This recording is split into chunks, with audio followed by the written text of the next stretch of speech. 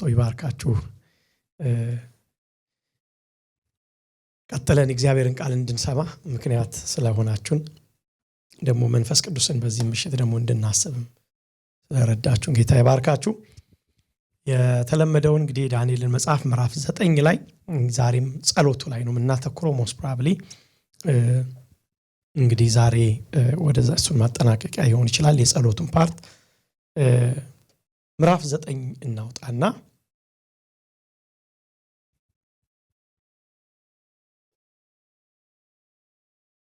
ከቁጥር 12 ጀምረን እስከ 19 ላይ ያለውን አብረን እናነባዋለን።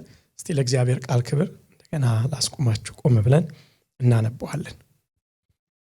ከላይ ያለው የዳንኤል ጸሎት ስለሆነ ቀጥታ የሚቀጥለውን ሐሳብ ነው ማለት በቁጥር 12 እጅግ ክፉ ነገርንም በእኛ ላይ በማምጣቱ በላያችንና በእኛ ዘንድ በተሾሙት ፈራጆቻችን ላይ የተነገረውን ቃል አጸና። በኢየሩሳሌም ላይ እንደተደረገው ያለ ነገር ከቶ ከሰማይ ሁሉ በታች አልተደረገም ይላል። ይሁዳ ላይ የሆነውን ኢየሩሳሌም ላይ የነበረውን ዲስትራክሽን ነው እንግዲህ እያሰበ እየጸለየ ያለው። በሙሴም ሕግ እንደተጻፈ ይህ ክፉ ነገር እንደመጣብን ከኃጢአታችንም እንመለስ እውነትንም እናስብ ዘንድ ወደ አምላካችን ወደ እግዚአብሔር ፊት አልለመንም። ስለዚህ እግዚአብሔር ክፉ ነገር ጠብቆ በእኛ ላይ አመጣ። አምላካችን እግዚአብሔር በሚሰራ ስራ ሁሉ ጻድቅ ነውና እኛም ቃሉን አልሰማንምና አሁንም ሕዝብህን ከግብፅ ምድር በበረታች እጅ አወጣ። እንደ ዛሬም ቀን ዝና ለአንተ ያገኘህ ጌታ አምላካችን ሆይ ኃጢአትን ሰርተናል፣ ክፋትንም አድርገናል። ጌታ ሆይ ስለ ኃጢአታችንና ስለ አባቶቻችን በደል ኢየሩሳሌምና ሕዝብህ በዙሪያችን ላሉት ሁሉ መሰደቢያ ሆነዋልና እንደ ጽድቅ ሁሉ ቁጣና መዓትህ ከከተማ ከኢየሩሳሌም ከቅዱስ ተራራ እንዲመለስ እለምንሃለሁ። አሁንም አምላካችን ሆይ የባሪያህን ጸሎትና ልመናውን ስማ። ጌታ ሆይ በፈረሰው በመቅደስ ላይ ስለ አንተ ስትል ፊትህን አብራ። አምላኬ ሆይ በፊትህ የምንለምንህ ስለ ብዙ ምሕረትህ እንጂ ስለ ጽድቃችን አይደለምና ጆሮህን አዘንብለህ ስማ። ዓይንህን ገልጠ ጥፋታችንና ስም የተጠራባትን ከተማ ተመልከት። አቤቱ ስማ፣ አቤቱ ይቅርበል፣ አቤቱ አድምጥና አድርግ። አምላኬ ሆይ ስምህ በከተማህና በሕዝብ ላይ ተጠርቷልና ስለ ራስህ አትዘግይ ይላል። ጌታ አብዝቶ ይባርካችሁ። እንቀመጣለን። የዳንኤል ጸሎት እንግዲህ ብዙ ጥልቅ ስነ መለኮትም ያለበት የጸሎት ፓተርን ያለበት ብዙ ኢቭን መጽሐፍቶች በግል ደረጃ በዚሁ በአንድ ቻፕተር ላይ ብዙ ትልልቅ ቮሊዩም የተጻፈበት መጽሐፍ ስለሆነ የዳንኤል ጸሎት ብለን 6 ወር መማር ይቻላል፣ እውነቱን ካልን ማለት ነው። ያው ሞር ኮንቴክስቱን ጠብቀን እንግዲህ የእግዚአብሔርን ሉዓላዊነት ላይ አተኩረን እያጠናን ስለሆነ በመጠኑ እንዳየነው እንድታስቡ ፈልጋለሁ። ምክንያቱም ነገ ለማጥናት ስታስቡ የዳንኤል ጸሎት አይተነዋል በዛ ሌቭል በሚል ባታስቡ፣ ግን በመጠኑ ያንን ምናልባት በጸሎት ትምህርቶቻችን ላይ በሌሎች ሐሳቦች በደንብ በጥልቀት እናየዋለን። ዳንኤል በዚህ ክፍል 68 ዓመት አካባቢ ሆኖታል ብለናል። ይሁዳ በዚህ እጅ ከተያዘች ማለት ነው በናቡከደነጾር 605 ቢሲ አካባቢ ከተወሰዱ 13 ዓመት ልጅ ምናምን ሆኖ ነው ሄደው። አሁን 68 ዓመት እንግዲህ አስቡ። በዛ ምድር ሲቆይ እድሜው በጣም ሄዷል። ምናልባት በግምት እንግዲህ በዛ እድሜ ውስጥ እንደሚሆን ስለሚታሰብ ማለት ነው። በዚህ ጊዜ አሁን ወደኋላ መጽሐፍትን ማንበብ ማገላበጥ ጀምሯል። ኪዳን እንደሚፈጸም የተስፋ ሁሉ ፈጻሚ የሆነውን እግዚአብሔርን አሁን ማሰብ ጀምሯል። እግዚአብሔር የይሁዳን ደህንነት ብዙ ዓመት የሚመኝ ሰው ቢሆንም ሐሰተኞች እየተነሱ ደህና ማይሆኑበት ቀን ደህና ትሆናላችሁ፣ ነፃ ማይወጡበት ቀን ነፃ ትሆናላችሁ እያለ ቢኖሩ በዛ አልተታለለም። እሱ ከሁሉም በላይ እግዚአብሔር በቃሉ ታማኝ እንደሆነ ስለሚያውቅ ያለመናወጥ ስፍራው ላይ ሆኖ ጠብቆ የተባለበትን ዓመት በጽናት ሲጠብቅ ነው የኖረው ዳንኤል። እሱ ብቻ ሳይሆን እግዚአብሔር አሳልፎ ሰጥቶናል። እኛ ለምን ለእግዚአብሔር የምንኖረው? እሱ ያልኖረልን፣ እሱ ለኛ ጠበቃ ሳይሆን እንደዚህ ሀገራችን ተበትኖ ከቀረ እኛስ ደግሞ ምን ገዶን ነው ለእግዚአብሔር የምንኖረው ሳይል በተቀመጠበት ቦታ ሁሉ በስፍራ ሆኖ የእግዚአብሔርን ጽድቅ ገልጦ ጻድቁ ስለተባለ ነብዩ ተብሎ በጌታችን መድኃኒታችን ስለጠቀሰው እንደ ነቢያቶቹ በመጽሐፍ ቅዱስ ላይ እንደምናውቃቸው ነቢያቶች እንደ ጻድቃን በባቢሎን ምድር ኖሮ ለማለፍ የጨከነ ጨካኝ ሰው ነው ዳንኤል። የእውነት በይሁዳ የመጣውን ቅጣት እኛ ለምን መጣብን አንፌር ማለት ይችላል ዳንኤል። ምክንያቱም አንዳንዴ ከላጣን የመጣ ለጻድቃን ይተርፋል እንደሚሉት ማለት ነው። ያው ተረት ነው መጽሐፍ ላይ አይልም፣ ግን እንደሚሉት ሆኖበታል አይነት ነገር ነው። ለሱ ምንም ባልበደለው በሚመስለው ነገር ገና ቲኔጀር ሆኖ እሱ ቀኝና ግራው እንኳን በትክክል በማያውቅበት ወራት በኋላ ከጀርባ ለተሰራ 100 ዓመት ለተበደለ በደል ሳይቀር እግዚአብሔር እንደዚህ እያለ እየቆጠረ ሲያስከፍላቸው በጣም ሊያዝን ሊሰበር ሲገባው፣ ግን ሉዓላዊው ነው እግዚአብሔር፣ ትክክሉ እሱ ነው። እኛ በምናልፍበት መንገድ ላይ እኛ እንኳን ባንሆን ትክክል አይደለም ብለን ልናስብ ውስጣችን ቢዳዳ እንኳን በእውነት አፈሩን እፍፍ ብለን ብንገልጠው መሰረቱን ብናይ የእግዚአብሔር ትክክለኛነት አይጠየቅም ብሎ በእግዚአብሔር ጽድቅ ላይ ቆመ ሰው መሆኑን ሳስብ ዳንኤል እንደ ዳንኤል ሆኜ ልሞት ያስብላል። እውነቱን ነው ነገራችሁ። ከሞት ኖር አይቀር እንደነ ዳንኤል፣ ከተሞት አይቀር እንኳን እንደነ ዳንኤል ይሻላል ያስብላል። ለመሄድም እንደሌሎቹም ደግሞ ሰዎች ጸሎቱንም የሚጸልየው ነገስታት ቤት ሆኖ ነው። አሁን እኮ ሰው ወደ ጸሎት ቤት ሲመጣ ምን ችግር አለበት በሚባልበት ዘመን ደርሰናል። ጸሎት ፈላጊዎች ችግር ያለባቸው ሆነዋል። ኑ ለጸሎት እንውጣ ሲባል ሰው የሚፈራበት ደግሞ ምን ቸገሮ ይልኝ ይሆን ተብሎ የሚታሰብበት እንደዚህ አይነት ጊዜ ላይ ነው ያለ ነው። ስለዚህ በዚህ አይነት ጊዜ ግን ዳንኤል ንጉስ ቤት ሆኖ ፕራይም ሚኒስተር ሆኖ ጠቅላይ ሚኒስትር ሆኖ ግን መንበርከክን ያረሳ ጸሎትን ያረሳ 68 ዓመት ሙሉ ሰው ይጸልያል። 68 ዓመት ሙሉ ኪዳን በሌለበት፣ ታቦት በሌለበት፣ መቅደስ በሌለበት፣ ካህን በሌለበት አገር ሰው ይጸልያል። የጸልይ በጽናት የኖረ ሰው ነውና እንደ ዳንኤል አርገኝ ቢሆን የሰሞኑ ጸሎታችን ደስ ይለኛል። በእውነት ትምርቱ ወደዛም አይነት ነገር ቢወስደን ማለት ነው። እና ይህ ሰው የመጣው ቁጣ ትክክል ነው። ትንሽ ሪቫይዝ ላድርግላችሁ የአንድ ደቂቃ። ትክክል ነው የእግዚአብሔር ቁጣ። ቅጣቱ እኛ ላይ ሊሆን ይገባዋል። ሰኮኔኮ በጣም ይገርመኛል። አሁን ሴፕቴምበር 11 ታስተው 9/11 በተደረገ ጊዜ በቴሌቪዥን ላይ ትልቅ ጽሑፍ ተጽፎ ነበር። እኔ በኋላ ነው ያየሁት እና ዌር ዋዝ ጋድ የሚል ይሄ ሁሉ ሲሆንብን እግዚአብሔር የት ነበር የሚል እንዴ ዌር ዌር ዩ ተብሎ ቢጠየቅ እነሱ ገብቷቸዋል። አንዳንድ ጊዜ ሰው እኮ ባልነበረበት እንኳን በጽድቅ መንገድ ባልኖረበት እንኳን ለደረሰበት ነገር የት አለ ይላል። ዳንኤል ግን በጽድቅ እንኳን እየኖረ ለደረሰበት ነገር የት አለ ብሎ ጥያቄ እንኳን አልጠየቀም። እኛ ነን የበደልህ፣ እኛ ነን ያጠፋ ነው፣ ያንተ ትክክለኛነት በዘመናት ሁሉ አይጠየቅም፣ ግድ የለም አንተ ነህ ትክክል አምናለሁ ብሎ ከደረሰበት ነገር በላይ የእግዚአብሔር ባህሪ ላይ የትክክለኛነቱ ባህሪ ላይ የሚተማመን ሰው ታውቃላችሁ ወዳጆች፣ ልንገራችሁ፣ ስሜት ይቀያየራል፣ ሁኔታዎች ይቀያየራሉ፣ አየር ይቀያየራል። ታውቃላችሁ በጣም ሲቹዌሽን ይቀያየራል፣ የሰዎች ፊቶች ይቀያየራል። የኛ እንኳን የስሜት እንትን ይቀያየራል። ታውቃለህ የሆነ ሰዓት ላይ ደስ ይለናል፣ ጌታ እንዳለ ይመስላል። አንዳንድ ቦታ ላይ እግዚአብሔር የተወን የሚመስል ጠዋት ብድግ ብላችሁ እግዚአብሔር የተዋችሁ መስሏችሁ ካላወቀ እኔ ያውቃል፣ እንደዛውኛ ያውቃል። ብድግ ብዬ ጠዋት ስነሳ እግዚአብሔር እንደ ድሮ የሌለ መስሎኝ ያውቃል። እኔ በህይወቴ ግን ወዳጆች በዚህ ሁሉ በማይቀያየር ነገር ውስጥ የሚቀያየር ነገር ውስጥ የማይቀየር አንድ ነገር ወቁ። ያ ባህሪው ላይ ዲፔንድ ማድረግ የእግዚአብሔር ባህሪ አይቀየርም። አንዳንድ ጊዜ ፍቅሩን ስታስበው አይጥለኝም ለማለት የኛ ፍቅር ላይ ከተሆነ ዲፔንድ ያደርግ ነው። አንድ ቀን የደከምን ቀን ሰይጣን እንትን ያገኛል። አንተ እኮ ይኸውልህ በቃ አንተ ስትተው እሱም ተወህ ይለናል። የማይቀየር ፍቅር በዛኛው ሳይድ እንደያዘን ስናስብ ነው ሁሉ ጊዜ ተማምነን መኖር የምንችለው። ብዙ ጊዜ ሰይጣንን በኢየሱስም ብለው ከሚያስፈራሩት በላይ በሉዓላዊነቱ ተማምነው የሚኖሩት ናቸው። ለሰይጣን የሚያስፈሩት ሰዎች እነኛ ናቸው። የሚደበቁ በእግዚአብሔር ምሕረቱ ስር ድብቅ፣ ፍቅሩ ስር ድብቅ የሚሉ እውነቱን በጣም የገባቸው ትክክልና እያሉ በማይገባቸው ነገር ውስጥ እንኳን ሲኖሩ እሱ አዋቂ ነው ብሎ የሆነ እንደ አለት ውስጥ እቺ ምንድነች የምትባለው ድንቢጦች ናቸው፣ ያልበረቱ ፍጥረቶች ናቸው ሽኮኮች። ነገር ግን መኖሪያቸውን ከሰንጣቃ አለት ውስጥ ያደርጋሉ ይላል። ሽኮኮ የሆነች ነገር ነች እንዲህ ምትል ፍጥረት ግን መጥቶ ንስር ሊወስዳ ሲል ምንም አትልም። ሲምፕል ነው የእሷ እንትን። ሁሌ የሚገርማችሁ ስለ ሽኮኮ አጥንቻለሁ አንድ ጊዜና አንተን አትልም የሚኖሩት ራሱ እንደው የሚባሉት ራሱ ሮክ በጀርስ ነው ተብሎ ነው የሚጠሩት አይደል? ልክ ነኝ ካልተሳሳትኩኝ። ምንድነው የድንጋይ ቆፋሪ ነገር ነው ብቻ ነገር ድንጋይ ስር ነው የሚጠፉት። እና ንስር ሲመጣ ድንጋይ የት ነው ብለው አያስቡም። በቃ ዘሎ መግባት ነው። ሲበሉም ድንጋይ እያሰቡ ነው የሚበሉት። እና ሁሉ ጊዜ መታመኛው እግዚአብሔርን ማድረግ ጠጋ ማለት ይሄን ባህሪው ነው የምናየው። ከጀርባ ካለው ባለፉት ሳምንታት ካየነው ጸሎቱ ይሄን እናያለን። ከይሁዳ ኃጢአት የተነሳ ውርደት ተከናንበናል። ይሄ ውርደት ከኛ የተነሳ ስለሆነ አንተን አንኮንንም እያለ ሲጸልይ ነው የምናየው። እና ከዛው ሐሳብ የቀጠለ ግን በጣም ምናልባት ትንሽ ማተኮርበት ኤሪያ ዛሬ አንድ ወይ ሁለት ኤሪያዎች ላይ ነው ማተኮረው። ቁጥር 15 ላይ አሁንም ይላል ሕዝብህን ከግብጽ ምድር በበረታች እጅ ያወጣ እንደ ዛሬም ቀን ዝና ለአንተ ያገኘ ጌታ አምላካችን ሆይ ኃጢአትን ሰርተናል፣ ክፋትን አድርገናል። የንስሐ ጸሎት ነው። አጠቃላይ የጸለያለ የንስሐ ጸሎት ነው። ልክ ነው። ግን በንስሐ ጸሎቱ መካከል እስካሁን ድረስ ይገባናል፣ አንተ ሉዓላዊ ነህ፣ አንተ ትክክል ነህ፣ እኛ ነን ያጠፋነው፣ አባቶቻችን አጠፉ እያለ ነው ሲል የነበረው እና ላገኛቸው ነገሮች ይገባናል ሲል ነው የቆየው። አሁን ግን መለስ ብሎ ታሪክ ሲያስብ ነው የምትመለከቱት። ይገርመኛል። በጸሎት መካከል ይህንን ታሪክ ነው የሚያስበው። ወደኋላ ተመልሶ የእግዚአብሔር በሰዎች ታሪክ ውስጥ የተገለጠ ግብፅ መካከል የመጣውን የእግዚአብሔርን ታሪክ ትዝ ብሎት እሱን እያሰበ ነው የሚጸልየው።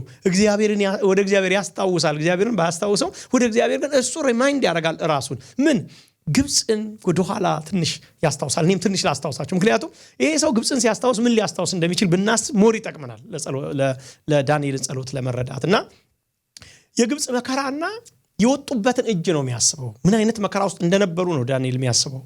ሁለተኛ ደግሞ እሱ ብቻ ሳይሆን የወጡበትን ብርቱ እጅ ነው እዚህ ጋር የሚጠቅስልን ዳንኤል።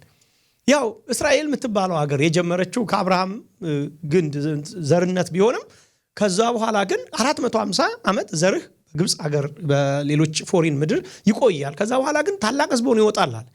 እና ዮሴፍ ታውቃላችሁ ወደ ግብፅ ሲላክ ወደ ግብፅ 135 ይመስለኛል መዝሙር ካልተሳሳትኩ ወደ ግብፅ መዝሙር 105 ተላከ አይደለ? ተሸጠ ነው የሚለውን ዘፍጥረቱ ግን ተላከ ይለናል። ከፊታቸው ሰው ላከ። ዮሴፍ ለባርነት ተሸጠ ይለናል። ስለዚህ መልእክተኛ ቀድሞ ላከላቸው የረሃብ ዘመን እንዳይጠፉ ተልኮ ጠበቃቸው። ግብፅ ዮሴፍ አንግሶ ጠበቃቸው። ልጃቸውን ትንሹን ልጅ ወስዶ እዛ ጋር ንጉሥ አድርጎ ጠበቃቸው። ምክንያቱም ረሃብ መጥቶ እንዳይጠፋ፣ ይሄ ትውልድ ፈጽሞ እንዳይጠፋ፣ ክርስቶስ የሚመጣበት ዘር እንዳይጠፋ አስቀድሞ አንግሶ ጠበቃቸው። እዛ እነሱ እዛ ሀገር ሲሄዱ ተሸሸጉ። ጎሸን ተብሎ የሚጠራበት በጌሴም በሚባለው ቦታ ላይ ተባዙ። በቃ ምድሪቱን ሞሏት እነኚህ ሰዎች እና 450 ዓመት አካባቢ ቆይተዋል። ልክ እግዚአብሔር ለአብርሃም እንደነገረው ኦልሞስት 450 ዓመት በፊት እንደነገረው ነው የሆነው። ግን ከሆነ ጊዜ በኋላ ዘጸአት 1 ቁጥር 8 እስከ 10 በግብፅም ዮሴፍን የማያውቅ ንጉሥ ተነሳ ይላል። እርሱም ህዝቡን እነሆ የእስራኤል ልጆች ከኛ ይልቅ በዝተዋል፣ በርትተዋል። ስለዚህ እንዳይበዙ በሰልፍ በተነሳብን ጊዜ ጠላቶቻችን አግዘው እንዳይወጉን ከምድሪቱ እንዳይወጡ ኑ እንጠባብ ሚል አንድ ንጉሥ ተነሳ። እንዲህ ነው ታሪኩ የጀመረው የግብፅ ታሪክ። እንግዲህ ዳንኤል ይህን ያውቃል። በጣም የሚገርማችሁ ነገር ይህንን ወደኋላ ተመልሶ በጸሎቱ መካከል በንስሐው መካከል እግዚአብሔር ሉዓላዊ ነው አይደለ? ሁሉን የሚችል የዳንኤል መጽሐፍ ትልቁ እይታ ወደኋላ መጥቶ ያንን ክንድ ያስባል። አያችሁ አሁን እኮ ተይዟል። አሁን እኮ አልተለቀቁም። እና ስንት ዓመት ነው ኦልሞስት አሁን የሆናቸው? ወደ 68 ዓመት ሆኗቸዋል። አንዳንድ ጊዜ ከትልቅ እጅ እንዳወጣቸው ወደ ኋላ ማሰብ ጀመረ ማለት ነው። አሁን 68 ነው የተያዝነው። 450 መያዘን ነበረ በፊት እኮ እንዴ። ገና ለ68 ከዚች አንወጣም ብለን እናስባለን እንዴ? ከ450 ባርነት ያወጣን እግዚአብሔር አለ አይደል እንዴ ብሎ ተስፋ። ለካ ጸሎት ተስፋን እናስብበት ቦታ ነው ለካ። ገብቷቸዋል። ጸሎቶች ተስፋ መቁረጫ ቦታ አይደሉም። ጸሎቶቻችን የጸሎት ቦታዎች የተስፋ መቁረጫ ቦታ በቃ ትቶናል ምንልበት ቦታ አይደሉም። እነዚያ የጸሎት ቦታዎች ተስፋ ምንሰንቅበት ወደኋላ ተመልሰን ኪዳኑን የምናስብባቸው ቦታዎች ናቸው ለካ። ታውቃላችሁ የጸሎት ቦታዎቻችን እግዚአብሔር እስቲ እንየው እናስብ፣ እስቲ ታሪኩን እንዘክር ወደኋላ ተመልሰን ምን አይነት አምላክ ነው ተብሎ ለካ ወደኋላ ይታያል። እና በዚህ ቦታ ላይ ሆነው ማየት መስማት ወደኋላ ይህንን ነው እንግዲህ መተረክ የሚጀምረው። ምንድነው በግብፅ የደረሰባቸውን በደልና እንዴት እንደወጡ ትንሽ ላሳያችሁ በጣም አስፈላጊ ስለሆነ። የመጀመሪያ በጣም በብርቱ ስራ ያስጨንቋቸው ነበር ይላል ዘጸአት 1 አንዱ የሚነግረን ይሄ ነው። ዘጸአት 1 በተለይ በጣም ትልቁን እንትን ይይዛል። እዛ የነበረባቸውን መከራ አስገባሪ ሾሙባቸው ይላል። ለነሱ ፐርሰናል ትሬነር ይሉትሉ ይላል እንደ ፐርሰናል አስገባሪ ይላኩባቸው። በቃ ይሄው 1 ለ3 1 ለ4 አድርገው የሚገርፍ ምን የሚያሰራ የሚጨቁን ሰው ላኩባቸው በፐርሰናል እና በብርቱ ስራ አስጨነቋቸው ይላል። ምናልባት እስከ ዛሬ ድረስ በግብፅ ምድር ላይ የሚታዩ ሰው እስከ ዛሬ ድረስ ሰው ይሄን ሰርቶ ይጨርሳል ወይ? በእውነት ትልልቅ ቴክኖሎጂ እንኳን ቢኖር ይሄን እንሰራለን ወይ ብለው ይጠይቃሉ ይባላል። ብዙ ፒራሚድ የሚያዩ ሰዎች እንደዛ አይነት የሚሆኑ ትልልቅ አሁን በአርኪኦሎጂስት አንዳንዶቹ በመገኘት ሁሉ ያሉ ትልልቅ የግብፅ ከተማዎቹን ሳይቀር ጠቅሶ ራምሴን ምናምን ከተማዎች ሰሩ ይላል። አሁን በምድር ላይ እንኳን እንደዚህ በማናያቸው ግን በጣም ጥልቅ የሆኑ በድንጋይ ተጠርበው የሚሰሩ ከተማዎችን ቅጥር የሰሩ ሰዎች ናቸው። እነዚህ ሰዎች መከራቸውን የበሉ ማለት ነው። ለፈርዖን ቶፊምና ራምሴን ፊቶምንና ራምሴን ከተማ ጽኑ ከተሞች ይላል which is ትልልቅ ከተሞች ማለት ነው ሰሩ ይላል። which is ትልልቅ ብቻ ሳይሆን በትልልቅ በድንጋዮች ወቅረው ሰሩ። ዘጸአት 5:6 ላይ ፈርዖን በዚያን ጊዜ የህዝቡን አስገባሪዎች ሹማምንቱ እንዲህ ሲል አዘዘ፣ እንደወትሮ ለጡብ ስራ ደግሞ ገለባ ለህዝቡ አትስጡ አለ። ነገር ግን እነሱ ሄደው ገለባ ይሰብስቧል። ተመልከቱ ብርቱ እጅ እያጠነከረ መጣ ማለት ነው። መጀመሪያ በዮሴፍ ተማምነው ነው የኖሩት። በእርግጥ በሰው መታመን ጥሩ አይደለም። በእግዚአብሔር መታመንን የመሰለ ነገር በሁሉ በሁሉም ነገር ውስጥ እግዚአብሔርን መታመን የመሰለ ነገር የለም። ምክንያቱም ዮሴፍ ወደ ግብጽ የፕራይም ሚኒስትር ቤተሰብ ተብላችሁ አሁን ብትጠሩ አሁን ወደ የትም እሺ ወደ ኢትዮጵያ ምን እንበል እንደ ድንገት በቃ ስታስሩ እንደው ዘር ስትቆጥሩ ፕራይም ሚኒስትሩ ፕሬዚዳንቱ ምኑ በቃ ነው የናንተ ወንድም ሆኖ ቢገኝ እስቲ ያስቡት እንዴ ወንድሜ ነው ተብሎ እንዴት እንደምትሆኑ ማለት ነው። አረ ምን አደርጋለሁ እዚህ አትሉ በቃ የተመቸ ምድር አይነት ነው የሚሆነው። በዛም ጊዜ እነሱ እንደዛ ነው የፕራይም ሚኒስተር ዘመዶች ቤተሰቦች ወንድምና እናት አባት ተብሎ ንጉሱ ፊት ነው የቀረቡት። ቀጥታ ሄደው እንደ ስደተኛ ስልቻ ይዘው ሄደው እንደ ንጉስ ገበታ ላይ የተቀመጡት ወዲያው እንደዚህ ቢሆኑበት ቦታ ላይ ግን ድንገት ግን ዮሴፍ ወደ መሞቱ አካባቢ መጣ ማለት ነው። እና በጣም የሚገርመኝ ነገር ዮሴፍ ተስፋ እንዳያደርጉ ማለት ነው። እነሱ ዮሴፍ እኮ የሚገርም ሰው ነው። በሱ ተስፋ እንዳያደርጉ ተስፋቸው የመጨረሻ የነሱ ተስፋ ግብጽም እንዳልሆነች ሊያሳያቸው ስለፈለገ ይውላቸው አለ እኔ እሞታለሁ አለ። ደስ ሲል ወዳጆች አንዳንድ ጊዜ እኮ ትውልድን እንኳን እኛ እንዲያልና እናሳድግም እኮ የኔ ልጅ እኔ አለውልህ እኔ ብረቱ እያልኩ ነው እናሳድግ ሰው ነኝ እኮ ብለን እንኳን እናሳድግም ትውልድን እኛ እኔ እኮ እግዚአብሔር ካንተ ጋር ነው እንኳን ለልጆቻችን በቃ እኛ ጀግኖች ነን ለነሱ። ግን ምን አላቸው እኔ ለዘላለም አልኖርም አለና እግዚአብሔር ግን ከናንተ ጋር ይሆናል አላቸው። አይገርማችሁ? ምን ይገርመኛል ምን አይነት ተስፋ ነው። እኔ አልኖርም ለዘር እግዚአብሔር ግን ከናንተ ጋር ይሆናል አላቸው። እንደውም ልንገራችኋለሁ እናንተ የሚመስላችሁ እኔ ሀጅ ስለሆንኩኝ ተስፋ የሌለኝ ነው አይደል የሚመስላችሁ አላቸው። እና እናንተ ደግሞ እዚህ ስለሆናችሁ በቃ ልንገራችኋለሁ የኔ ተስፋ እዚህ አሁን እናንተ ስለሆናችሁ እኔ ስለሄድኩኝ በላ አርጋችሁ አታስቡ።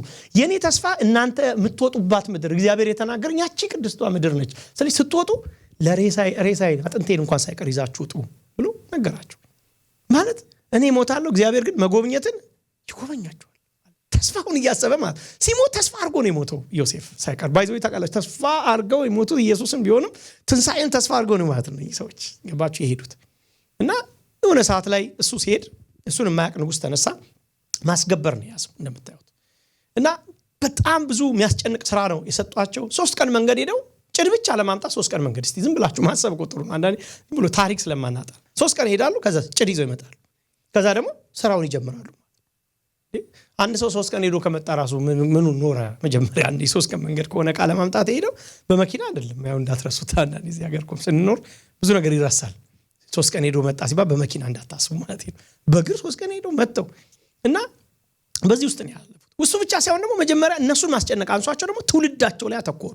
የሚቀጥለው ምንድነው ያደረጉት? ወንድ ልጆቻቸውን ደግሞ በባህር ጣሏቸው። ወንድ ከተባለ ምን ማለት መሰላችሁ? ሲስተሙ በእርግጥ ወንድና ሴት መካከል የቫልዩ ልዩነት ለማንሳት አይደለም። ወንድ ልጆቻቸው ወንድ ልጅ ሚሊተሪ ስለነበረ ያኔ አያችሁ በዙ ያስጨንቁናል ነው አይደል? እየበዙ መጡ። ስለዚህ ያን ጊዜ ካልቸሩም ወንዶች ሚሊተሪ እንትን ሚሉት ያንን ነገር ያከናውናሉ ብሎ ስለዚህ እነኚህ ሰዎች ወንዶቻቸው ከበዙ ነገ እኮ መጣው ጦር ታጥቀው በመካከላችን ከስር ነው ጦርነቱ የሚጀምሩት። ስለዚህ ኖ አሉ ማለት ነው። ስለዚህ ያለ ትውልድ ሊያስቆርሯቸው ጀመረ። እንግዲህ ምን ያህል ህፃናት እንደተገደሉ አናቅም። ግን ምናቀው በናይል ወንዝ ውስጥ ሙሴ እንግዲህ የሙሴን ታሪክ እንኳን ስናቅ በጣም ብዙ ህፃናት ተከተዋል ማለት። አንድ ሰው ገና ሊወልድ ሲል እግዚአብሔር ይሄ ወንድ አይሁን እያለ በሰቀቀን የሚወልድበት እንደዚህ አይነት ከባድ አመታት ነው ያሳለፉት። 450 ዓመት በብዙ በድህነት ነው ያሳለፉት። በረሃብ ነው በራቁትነት በብዙ የሥራ ጫና ነው ያሳለፉት። ዘጸአት 12 ቁጥር 40 ይሄን ከባድ ስራቸውን እንደ አልሳለፉ ይነግረናል። እና በዚህ መካከል ታዲያ እግዚአብሔር ምን አደረገ? አሁን እንደው ዘጸአት ላይ ስላልሆንን እንደው እንትና ሊያስብ የሚችለውን ትንሽ ለማምጣት ብዬ ነው። ምን ይላል? በዚህ መካከል ዘጸአት 3 ከ7 ጀምሮ ካያችሁ 7 እስከ 9 እግዚአብሔርም ጩኸታቸውን ሰማ ይላል። አይገርማችሁም? ዳንኤል እኮ አሁን እየጮኸ ነው አይደል? አይጋችሁ እየጮኸ ነው እየጸለየ ነው ያለው። ከዛም ግን ምን ትዝ ሊለው ይችላል ማለት ነው ዳንኤል እግዚአብሔር የሚጮኸውን ሰው ይሰማል። እንደዛ ግን ብዙ ጊዜ እኮ አናምንም። ስለ ጸሎት ያለን አመለካከት ብዙ ጊዜ ምንድነው? አሁን አንድ ሰው ይጸልያል በቃ አይደል? መጸለይ እኮ ሪቹዋል ሞር ሪቹዋል ነው ለኛ የሆነ ነገሮች ተግባር ከመሆን እንጂ ጸሎት ይጮሃል ይሰማል። እንግዲህ አንድ ሰው እኮ ጸልዬ ሰማለሁ ብሎ ቢያስብ ነው እንዴ? ሰው እኮ ጸልዬ ሰማለሁ ብሎ ቢያስብ እኮ በመጸልዩ ራሱ የሚባል ነገር የሚኖር አይመስለኝም። ምክንያቱም ሰው እኮ መሰማት በጣም የሚፈልግ ፍጥረት ነው በራሱ። ሰው እኮ የሚሰማው ሰው እንኳን ይፈልጋል እንኳን አምላክ አይደለም ሁሉን ቻይ አይደለም። ዝም ብሎ አንድ ችግሩን ሰምቶት መጨረሻ ላይ አይዞ የሚል ሰው እንኳን የሚፈልግ ሰው የሰው ፍጥረት እንዴት ነው ቆይ ሁሌ ይሰማኛል የሚለውን እግዚአብሔርን ወደሱ ማይመጣው ስትሉ ጸሎታችንን ከእግዚአብሔር መስማት ጋር እናገናኝ። ባይ ዘ ዌይ ብዙ እንደው አንዳንድ የጸሎት መጽሐፍቶችን ሳይ እግዚአብሔር ጸሎትን አለመስማት አይችልም ነው በቃ እንትሩ ድምዳሜው ማለት ነው። አለመስማት እግዚአብሔር ጸሎትን አለመስማት አይችልም ወዳጆች። እግዚአብሔር ጸሎታቸውን ሰማ የሚለው አለመስማቱንም ሳይሆን እግዚአብሔር ሊያደርግ ማለት እርምጃ እንደወሰደ ለማሳየት እንጂ እግዚአብሔር ለጸሎት የተከፈቱ ጆሮዎች ናቸው ያሉት። እግዚአብሔር በእርግጥ በጣም አክብሮ ከሚያቸው ቫልዩዎች አንዱ ጸሎት ነው። የሚጸልዩ ሰዎች በጣም አክብሮ እንደሚያይ በዚህ ነው ያዕቆብ ኤልያስን ሁሉ የጠቀሱት። ኤልያስ እንደኛ ኦርዲነሪ ሰዎች ናቸው፣ የለያቸው ጸሎት ነው፣ ጸለዩ ነው የሚለን እና ጩኸታቸውን ሰማ። ከዛ የሚያድናቸውን ሰው በፊታቸው ላከላቸው ይላል ዘጸአት 3:1 ላይ እሱን ነው የሚለን። ሙሴን ታስታውሳለህ? ሙሴ አለው። አቤት አለ። በልጫማና ወልቃላ አገኘው። ከዛስ በኋላ ልገልልክ ነው፣ በግብጽ ያለውን የሕዝቤን ጩኸት ሰማው፣ ስለዚህ አሁን አድናቸው ዘንድ ወርጃለሁ፣ ሂድ ብሎ ሙሴ ላከ። አንድ ሕፃን ልጅ ከፈርዖን ቤት ውስጥ ሰይፍ በሚወጣበት ቤት ውስጥ አሳድጎት አዋጅ እዚህ ጋር ለመሞት አዋጅ ይወጣል። እዚህ አጠገቡ ልጅ በእናቱ ጡት ያሳደገ እግዚአብሔር። እኛውን አንዳንድ ጊዜ ሙሴን አሳደገ ነው። ሙሴ ለምን አሳደገው ብላችሁ ለዚህ ሕዝብ ሲል እግዚአብሔር ምን አይነት ቆጣቢ አምላክ እንደሆነ እኮ ይገርመኛል እኮ። የሞጫቸውን ዓመት አሰላና እግዚአብሔር 450 አይደል? ቆይ 450 ከሆነ የሚወጡት 450 ነው። ልጅ ምን ሰዓት ቢወለድ ነው ለ450 ዴሊቨር ለመሆን እንዲችሉ ካልኩሌሽን ሰራና እግዚአብሔር የሙሴን እድሜና የሞጫቸውን ቀን የሚገጣጠም ሰው አወጣ። ነገርማችሁ አሳደገዛች ቤት ውስጥ እግዚአብሔር ልክ እንዳለው ዓመቷ ሲደርስ ሙሴም አደገ እና በዛ ያንን ሰው ጠርቶ ወዳጆች የ80 ዓመት ሰው እግዚአብሔር ተአምር ሰራበት። ሰውየው ነው ዴሊቨር ያደርጋቸው እንዳይባል ሰውየው ሽማግሌ ሰውየው አይሆነ ትልቅ ሰው ነው እንዳትሉ በስደት በግ ይጠብቅ የነበረ ሰውዬ ነው። ኃይሉን የጣለ ሰውዬ ነው። ኢቭን እንደው ወደ ግብጽ እንደው ኮኔክሽን አለው እንዳትሉ እንኳን ኮኔክሽኑ የተቆረጠ ሰው ነው። ከፈርዖን ጋር የተጣላ ሰው ነው። እንደ ኃይለኛ ባይመለስ እኮ ፈርዖንን ፊት የሚያይ ሰው አልነበረም። እና የሚያድን ሰው ላከላቸው እግዚአብሔር። አይቶራራና የሚያድን ሰው ላከላቸው። በጣም የሚገርማችሁ የፈርዖንን በኩር ገደለ ይለናል 12 ላይ እሱ ነው የምታዩት። እንደው ምን ይገርመኛል፣ በጣም ብዙ ጊዜ ነግሬያቸዋለሁ። ምዕራፍ 12 ነው ከሚገርመኝ ነገር አንዱ ኮዘዛ ይሄ ወር አለ እግዚአብሔር የወሩ መጀመሪያው ናችሁ ብሎ ጀመረ እግዚአብሔር። እስቲ አስቡት የሆነ ወር መታችሁ። አሁን ዛሬም እንደወሩ ፌብሩዋሪ ነው፣ ዛሬ ዲሴምበር ነው ተብሎ አሁን ቢነገር አሁን እዚህ ወለ እግዚአብሔር እንዲህ ይላል ዛሬ ዲሴምበር ነው ቢል ወይ ደግሞ ኒው ይር ዛሬ ማታ ነው ቢላችሁ እንዴት ነው?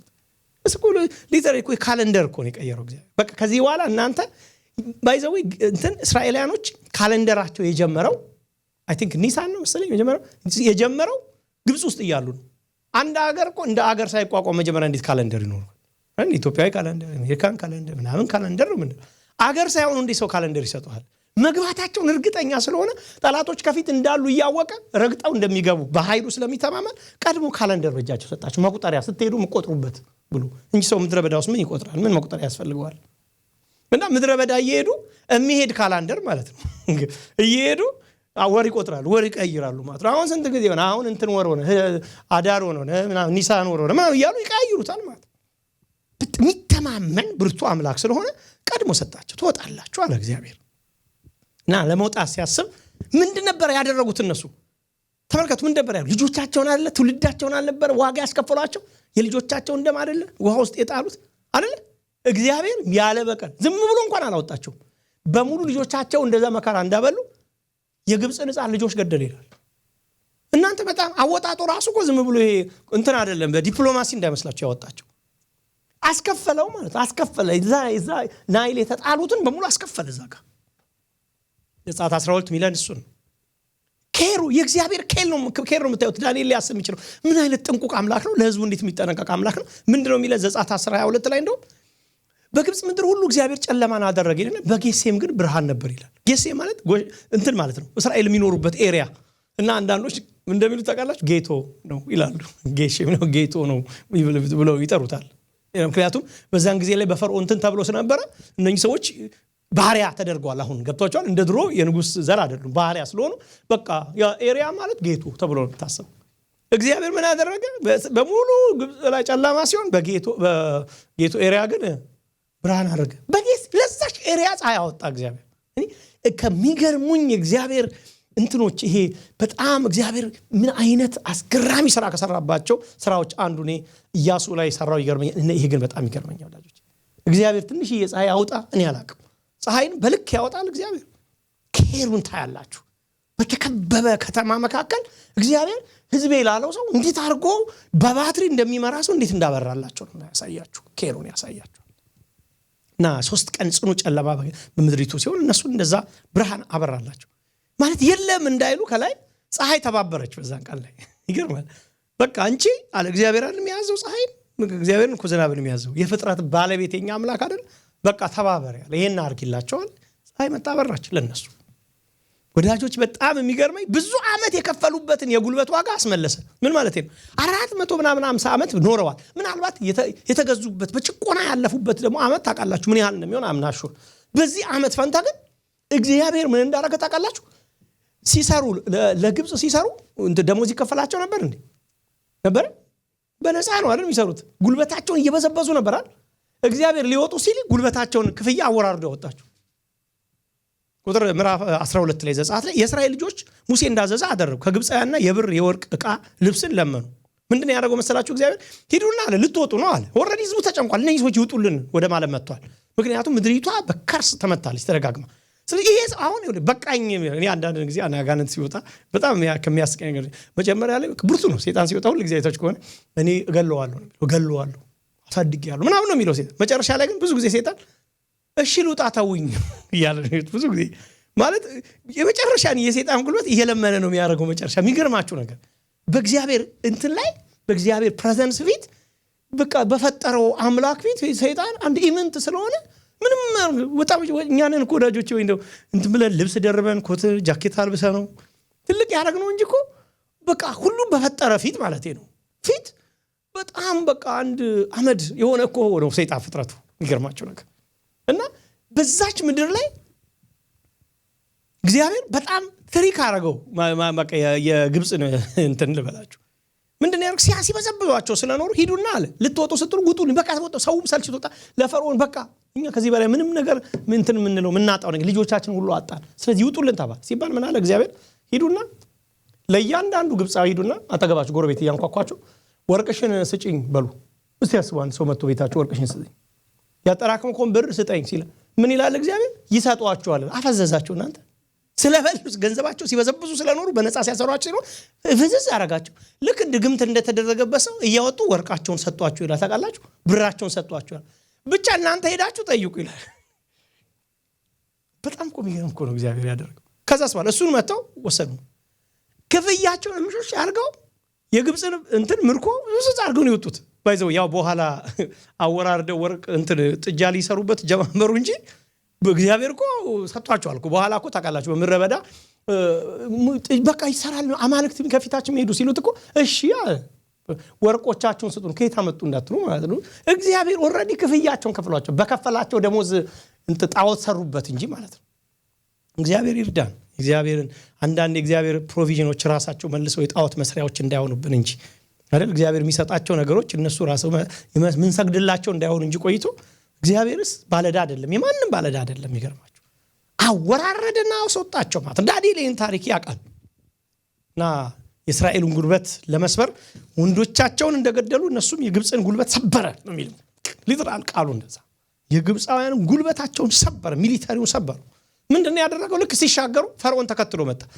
የመጨረሻ ሞመንት ስለነበረች ሆነ ብሎ ነው ተከተለ። ልቡን አደነደይና ባይዘው እንገራችሁ ያው ሮሜ ላይ ብዙ ስለምናይ ተማራችሁ ታውቃላችሁ። አንዴ ልቡ ደነደይና አንዴ ልቡን አደነደይና እና ብዙ ጊዜ ሰዎች ይጠይቃሉ እግዚአብሔር የፈርዖን ልብ ካደነደነ መልሶ ከቀጣው ልክ ነው ወይ? ራሱ ያደነደነ ራሱ ይቀጣዋል ወይ? አይ ለነገሩ እውነት ነው። አንዱ መልሱ ራሱ አደንድኖ ራሱ ቢቀጣ አንተ ማን ነው መልሱ? ሉዓላዊነትን ካነሳ ማን አንተው ነው ሳይ አደነደነና መልሶ ቀጣው ፌር ነው ወይ ብለህ ማለት አንተ ማን ነው? ራሱ ምንድነው ሆነ ነው አንተ እግዚአብሔርን እንደዚህ ነው ብለህ የምትጠይቅ ነው አንዱ መልሱ። ሌላው ግን በርግጥ በደንብ ሰርች ስናደርግ ግን ከሉዓላዊነቱ አንፃር ጥያቄ የለም። እሱ ምንም ጥያቄ ከሌላ ግን ሰርች ስናደርግ ፈርዖንም ልቡን አደነደነ ይልና አለፊልና እግዚአብሔርም የፈርዖን ልብ አደነደነ። እግዚአብሔር የፈርዖንን ቤዝ ኔቸር እየተጠቀመ ሰርቷል። ምን ማለት ነው? እድል ይሰጠዋል ልቡን ያደነደነ ሰው። ኦኬ ልቡ ደግሞ ደንዳና እንደሆነ ሲያ እግዚአብሔር ክብሩን ለመግለጥ ደግሞ መልሶ ልቡን ያደነደና ክብሩን ይገልጣል። ቻንስ በመሐከል ላይ ልቡን አደነደና እግዚአብሔርም አደነደነ ይላል። እንዲህ ነው የሚቀጥለው። መጨረሻ ግን ልቡን አደነደነ የመጨረሻው ሲሆን ባህር ጋር ደረሱ ማለት ነው። ኤርትራ ባህር ጋር ነው የምታዩዋቸው። መጨረሻ ላይ ሰራዊቱ ሰጠም። እግዚአብሔር በቃ መልሳችሁ አታዩም፣ ይሄን ሰራዊት መልሳችሁ አታዩም ብሎ ሲያስወጥ በብርቱ እጅ ይውላል። ተመልከቱ የዳንኤልን እንትኑን ትርጉሙ እንድናገኝ በጠንካራና በብርቱ እጅ ህዝብህን ከግብጽ ምድር ያወጣ እግዚአብሔር ሆይ ብሎ ሲያስብ ዝም ብሎ ብርቱ እጅ አይደለም ያስበው፣ ይሄን ታሪክ ያቃል ማለት ነው።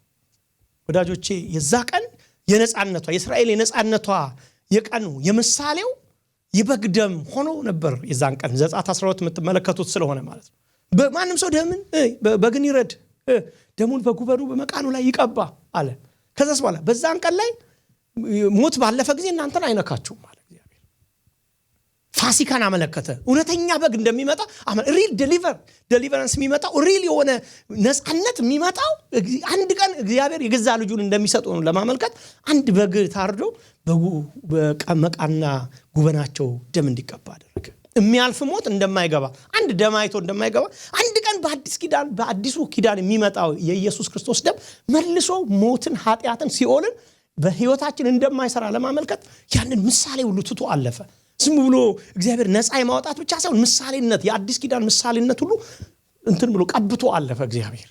ይህን ሁሉ ያደረገበት ጊዜ ነበር ወዳጆች። እግዚአብሔር ምዕራፍ 10 ቁጥር 11 ወገባችሁን ታጠቁ አላቸው። ምዕራፍ 12 መታየት ጫማችሁን አርጉ በትራችሁን በእጃችሁ አድርጋችሁ እንዲበሉት ፈጥናችሁ ትበለ እርሱም የእግዚአብሔር ፋሲካ ነው። የሚወጡበትን ቀን ሰው መቼ ሳይሆን ነፃ ስትወጡ ተሯሩጦ ነው ሰው ነፃ የሚወጣው አይደል? የሰው ሀገር ናቸው ያሉት ሊወጡ ነው ተሯሩጦ። እግዚአብሔር ግን ወደ ተረጋጉ አለ እግዚአብሔር። ልትወጡ ስትሉ የሆነ ደካማ አምላክ እንዳለው ዝም ብሎ ተሯሩጣችሁ ዕቃ እየጣላችሁ አትወጡም ማለት እኔ ስለሆንኩ አምላካችሁ ረጋ ብላችሁ የምትወጡ እንደውም ደግሰ ነው የምትወጣው አለ እግዚአብሔር። እንደዛ ነው ልትራድ ደግሰው ወጡ። ማታ ላይ ፌሽታ በማታ ላይ በጋርደው ወገባቸውን አሸንፍተው ይገርመኛል እኮ ምን ተአምር እንደሆነ እግዚአብሔር የሰራው። ወገባቸውን አስረው ምግባቸውን በልተው ምን አለ በዛ ሌሊት ላይ እንደ ፌሽታ ያደርጋሉ። ግን ምን የሚወጣ ፌሽታ የሚያደርግ ማለት ነው። ይሄ እኮ እንደዚህ እኮ ነው ወዳጆች የክርስቲያን ኑሮ የሚያመለክት ይመስለኛል። እንደ ሀጅ ነው ግን በትር ይዛችሁ ወገብ ታጥቃችሁ ልትወጡ ግን ትበላለህ።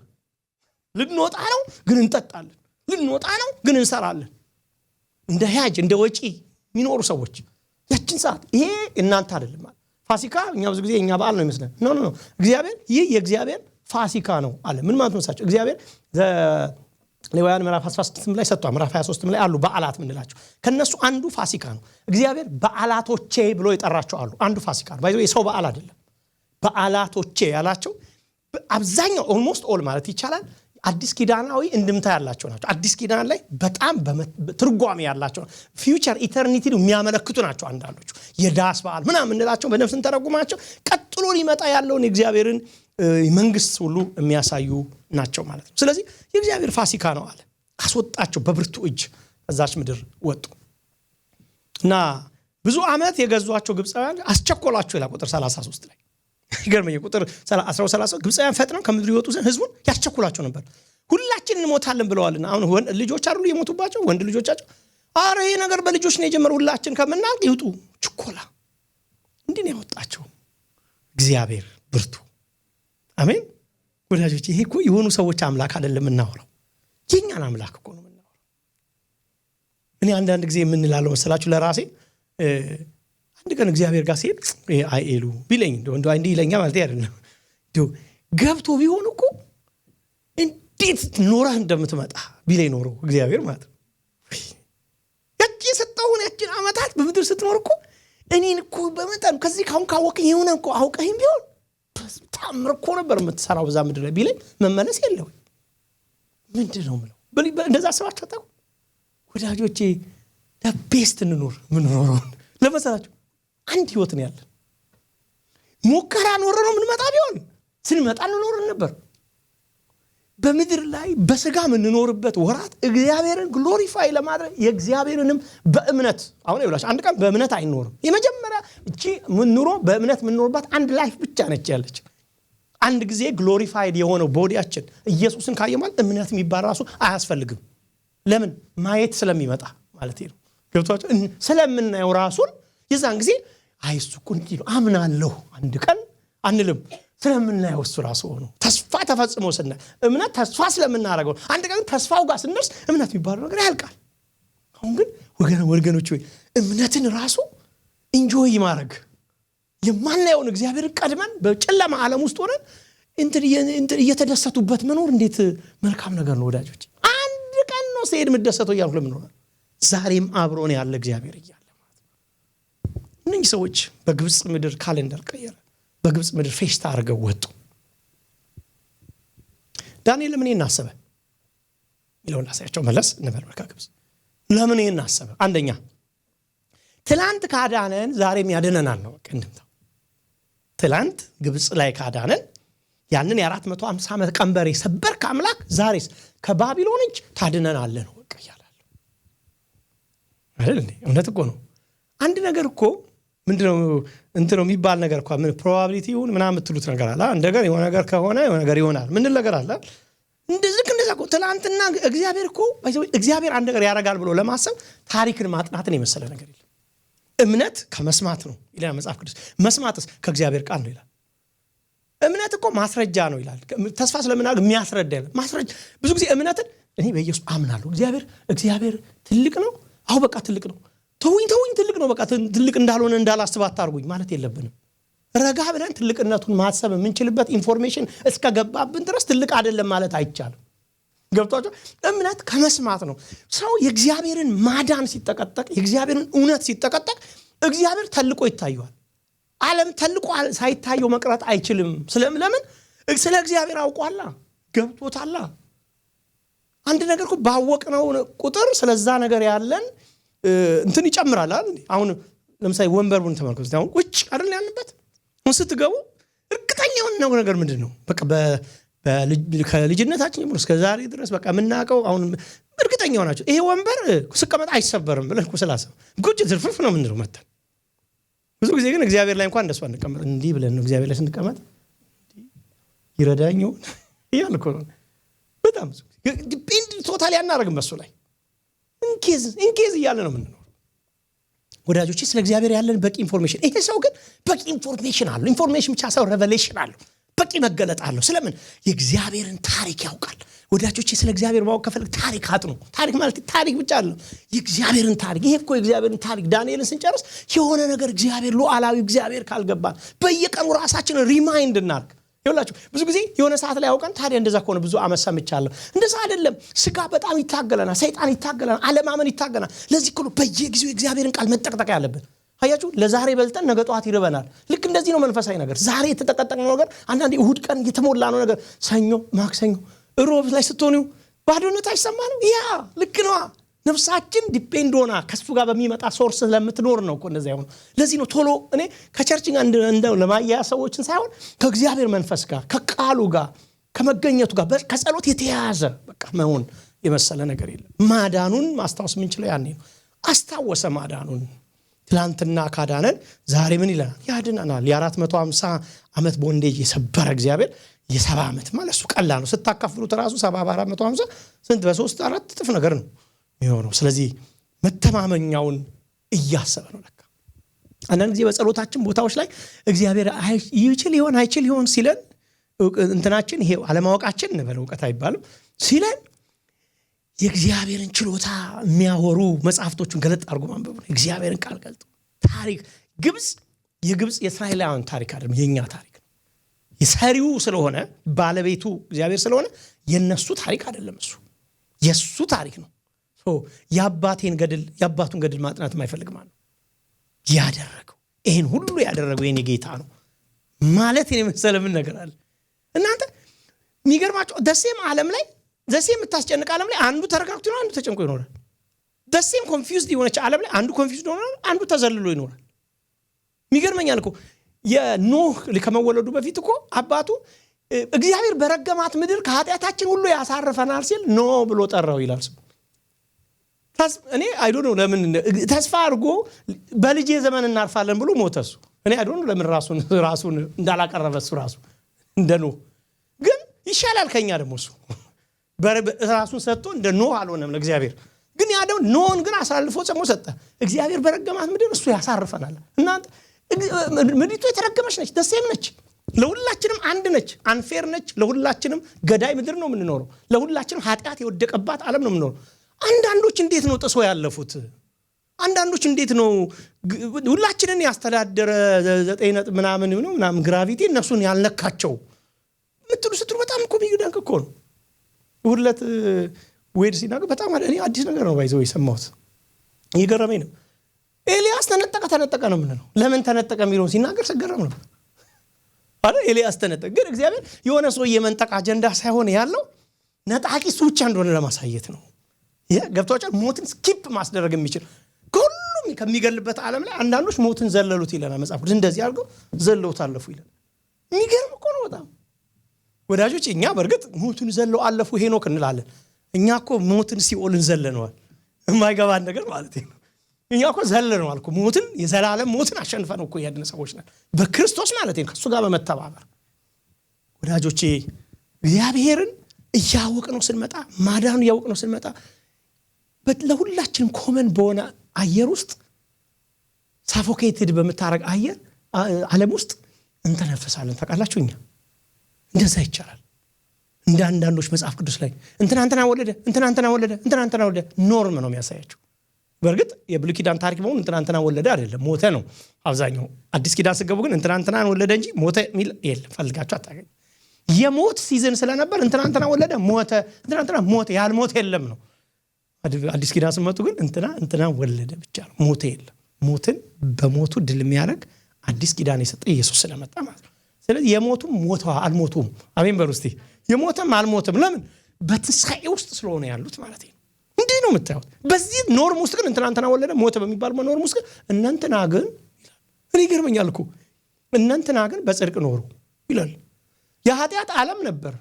በሶዶም ውስጥም በጣም ብዙ አመጽ ነበር። ወንዶችን አውጣቸው እንገናኝ ሚል እንደዚህ አይነት ኮራፕትድ የሆነ አእምሮ ውስጥ ባለበት ጊዜ ላይ ሎጥ ግን ነፍሱን አስጨንቆ በሰዶም ይኖር ነበር። ጻድቁ ሎጥ ነው እንጂ ያለው እንደው ካሰመርንበት ለካ ይቻላል። ልዩ ሆኖ መኖር ይቻላል ለካ። ይሄ ከየት ነው የሚመጣው? እውነትን እግዚአብሔርን ከማሞላት እግዚአብሔርን ከማወቅ። አሜን ወዳጆች፣ እግዚአብሔርን እያወቅ ነው እንምጣ። አንዳንድ ጊዜ ጥቅስ መጥፎ ነው ላሉ አሁን ሳስተምር ጥቅስ አደገኛ ነው። የሆነች ጥቅስ እንገጣጥምና እንትን ሆነች የምትል በጣም የጥቅስ የተገጣጠመ የጥቅስ እውቀቶች አንዳንድ ጊዜ ባይብሉን የጠጣና መስሎ ስለሚታየን የሚገርማችሁ ነገር በክፉ ቀን ነው ስናየው ምን መዘው እናጣለን ባዶ ኪስ እንደሆነን። እኔ አንድ ጊዜ ምን ሆንኩኝ፣ ወደ አንድ ቦታ ሲሄድ ካሽ ተይዞ ይወጣል ማለት ነው ኢትዮጵያ። ከዚህ ኢትዮጵያ ሄጄ ያው በጊዜው ደግሞ ካሽ መያዝ አለባችሁ ተዘዘሩና ካሽ እና አስቀምጫለሁ እንደዚህ በወረቀት ሸፈኜ እንደ 4000 ብር 5000 ብር እንደዚህ አስቀምጫለሁ አስታውሳለሁ። እና እሱ እዛ ጋር ስለነበረ አጠገቤ ልክ ወጣ እንትን አልኩና ብድግ አድርጌ ከትቼ ወጣሁ ማለት ነው። ኪሴ አብጧል። በቃ ከሰዎች ጋር ሄድኩ፣ ሬስቶራንት ቁጭ አለን። ከዛ በኋላ በቃ እንግዲህ ከዚህ ደግሞ ስትሄዱ እንዴት ነው ታውቁታላችሁ፣ በቃ እናንተ ናችሁ ከፋይ። ከዛ በኋላ ቁጭ ብዬ በቃ የሆነ ሰዓት ላይ ምግብ ቀረበ በኮንፊደንስ።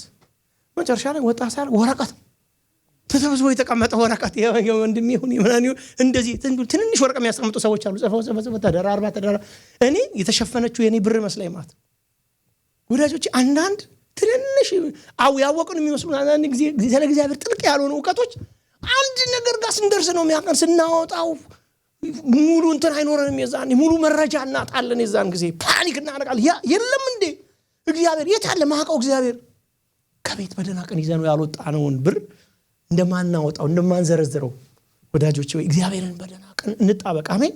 እንያዘው በደህና ቀን። ዓለም እንደው አሳየችን እኮ ኮቪድ መጣና አሳየችን፣ ልኳን አሳየችን።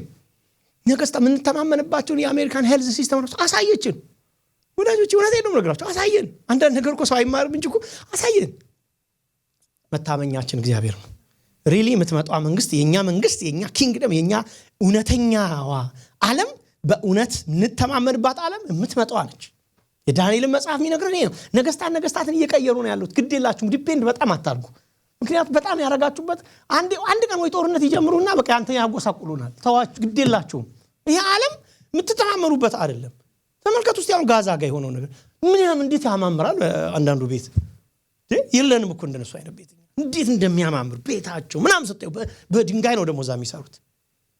ፍርስርስ ብሎ የሞታ ከተማ የሆነ ሲኦል ሊትራሊ ሲኦል ነው የምታዩት። ጠሻ ሆኗል ምድሪቱ። ዓለም እቺ ነች በቃ የመጨረሻ አቅሟ ይሄ ነው ዓለም።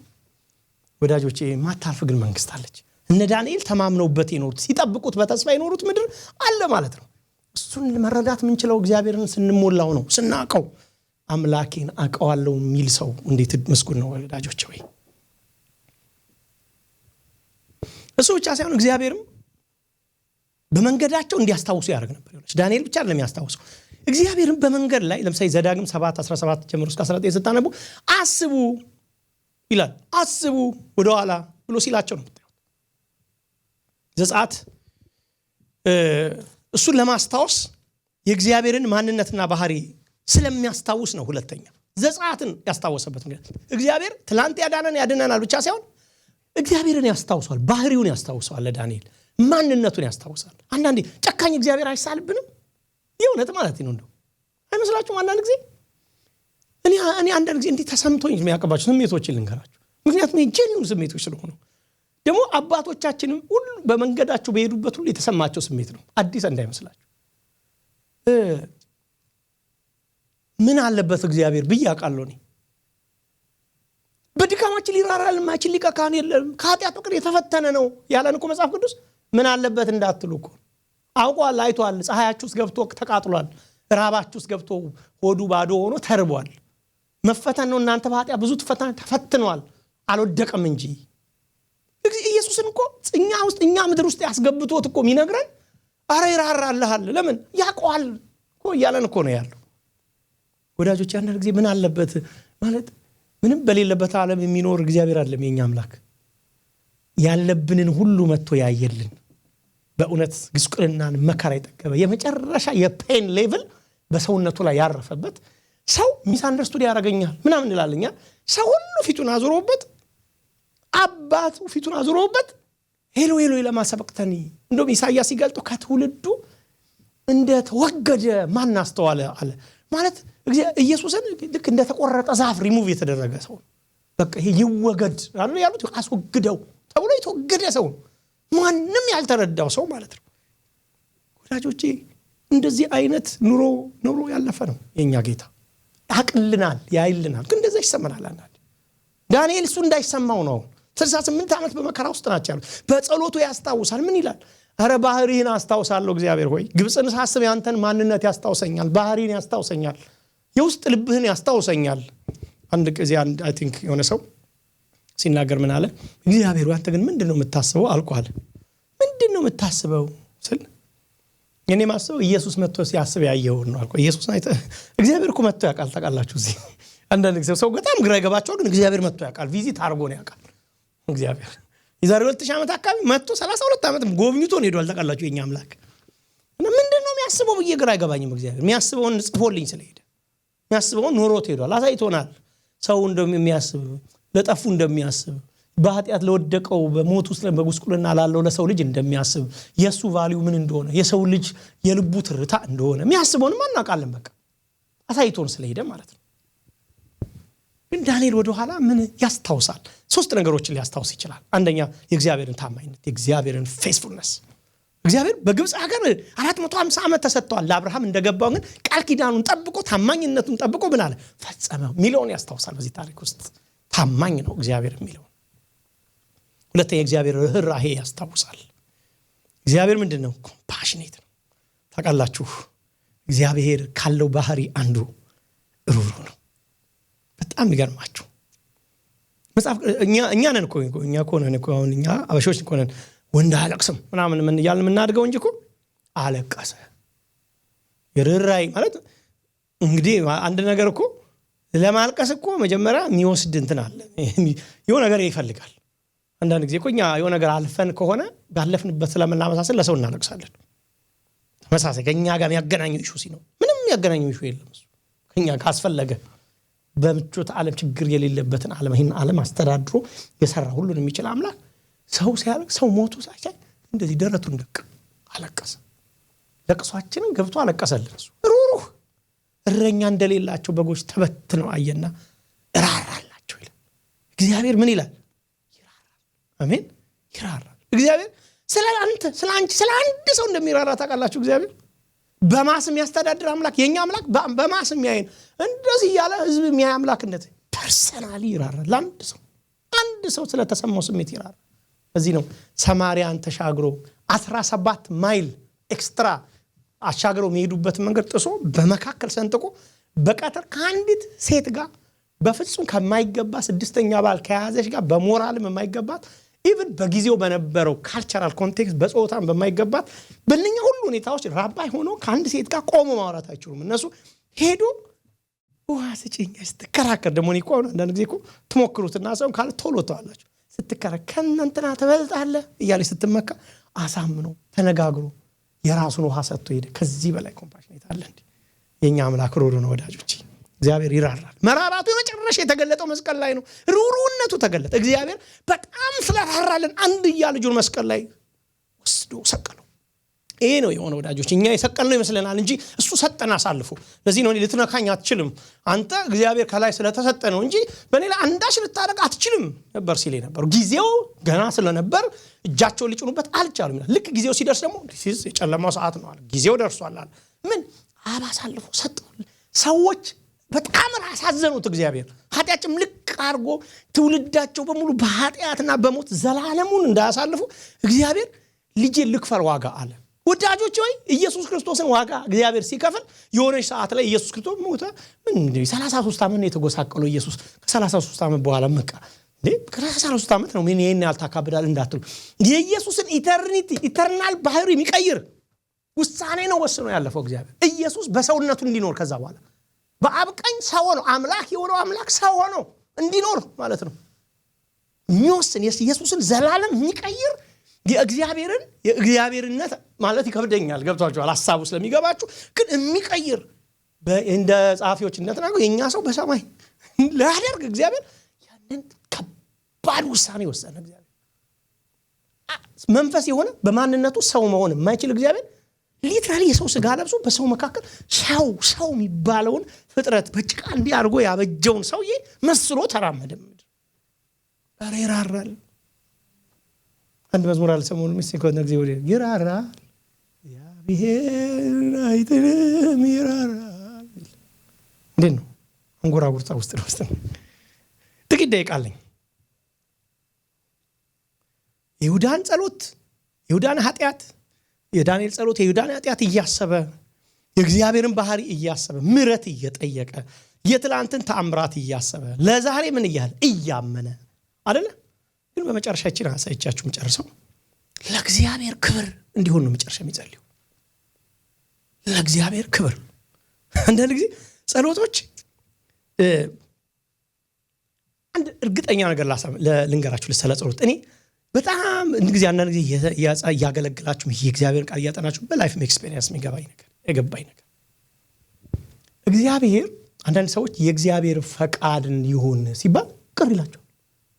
ለምሳሌ ጌታ ሆይ በቃ ይሄ ነገር እንደዚህ ይሁን፣ ግን እንደ እግዚአብሔር ፈቃድ ሲሆን ሲባል ተው እንጂ እንደ እግዚአብሔር ፈቃድ እንዴት ነው የሚሆነው ይላል። ከእግዚአብሔር ፈቃድ ውጭ መቆን ትሞታለህ ማለት በቃ ነው። ሊተር ከእግዚአብሔር ፈቃድ ውጭ መቆን ትጠፋለህ ማለት ነው። የእግዚአብሔር ፈቃድ የሚለው ቃል እኮ ኮንቴክስቱ እኛን የሚያሰቃይ አርጎ ለምንድን ነው ሰው የሚያስበው? የእግዚአብሔር ፈቃድ እኮ የኛ ድሎት ነው ማለት ከብቶች። የእግዚአብሔር ፈቃድ እኮ የኛ ኮምፎርት።